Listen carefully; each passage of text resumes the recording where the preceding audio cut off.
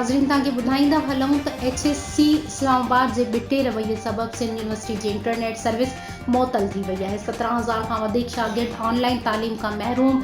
Sindh university खे माली बहरान मां कढण लाइ हिक इंतज़ामिया ऐं वज़ीर आला सिंध खां ख़ुसूसी पैकेज ॾियण जो मुतालबो।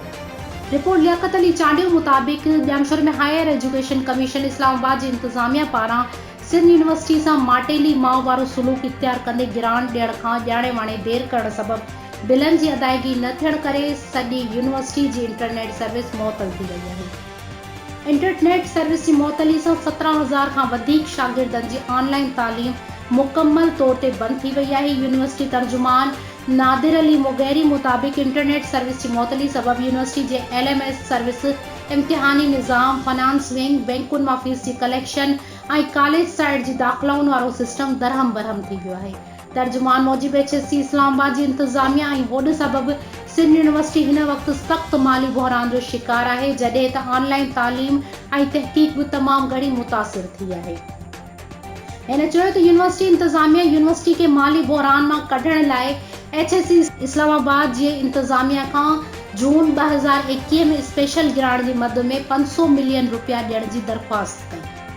इहा दरख़्वास्त जॾहिं वफ़ाक़ी नाणे वज़ारत वटि पहुती त सिफ़ारिश बावजूद रक़म जारी न कई वई। तर्जुमान मूजिब HSC इस्लामाबाद जी इंतज़ामिया पारां माली साल 2019-2020 में 1978 मिलियन, 2020 खां 2021 में 10% वधाइण बिजाए कटौती करे 1947 मिलियन ऐं 2021 में खां 2022 में सिर्फ़ 1849 मिलियन रुपया जारी कया विया। इन सां माली बहरान वधियो आहे ऐं यूनिवर्सिटी जी माली मुश्किलात में इज़ाफ़ो थियो आहे।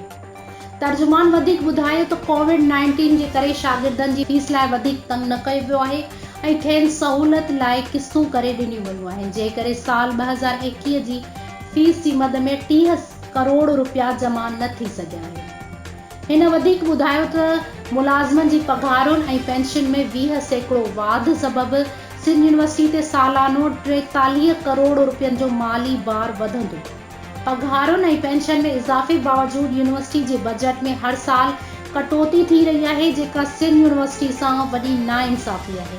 तर्जुमान मूजिब जुलाई 2021 खां वधीक 20% पघार ऐं पेंशन अञा ताईं यूनिवर्सिटी जे मुलाज़िमनि खे नाहे ॾिनी वई ऐं बार जे राब्तनि बावजूद HSC इस्लामाबाद जे इंतज़ामिया जवाब ॾियण लाइ तयार नाहे। हिन चयो त HSC इस्लामाबाद पंहिंजे ऑर्डिनेंस जे आर्टिकल 18H खे बि पुठी ॾेई छॾी, जंहिं तहत कमीशन बहरान जे वर चढ़ियल यूनिवर्सिटियुनि खे माली सहायता करण जी पाबंद आहे। हिन हायर एजुकेशन कमीशन इस्लामाबाद खां पुरज़ोर मुतालबो कयो आहे त सिंध यूनिवर्सिटी खे फौरी तौर ते 500 मिलियन रुपयनि जी ख़ुसूसी ग्रांट कई वञे त यूनिवर्सिटी मथां रहियल बक़ायानि जी अदायगी करे सघिजे ऐं इंटरनेट सर्विस बहाल करे 17,000 खां वधीक शागिर्दनि जी ऑनलाइन तालीम खे वधीक तबाही खां बचाए सघिजे। तर्जुमान मूजिब यूनिवर्सिटी इंतज़ामिया सिंध गवर्नमेंट खां बि यूनिवर्सिटी ऐं उन जे समूरनि कैंपस में तालीम जारी रखण लाइ ख़ुसूसी पैकेज जी दरख़्वास्त कई आहे। ॼाणायल पैकेज ॾियण लाइ वज़ीर आला सिंध किरदार अदा करे त जीअं सिंध यूनिवर्सिटी खे बहरान मां कढण में मदद मिली सघे। हिन चयो त जॾहिं सिंध हुकूमत स्पेशल पैकेज न ॾिनो त यूनिवर्सिटी में हॉस्टल ऐं ट्रांसपोर्ट सर्विस जी फ़राहमी ऐं इज़ाफ़ी कैंपस में टीचिंग जो अमल पिणु शदीद मुतासिर थी सघे थो।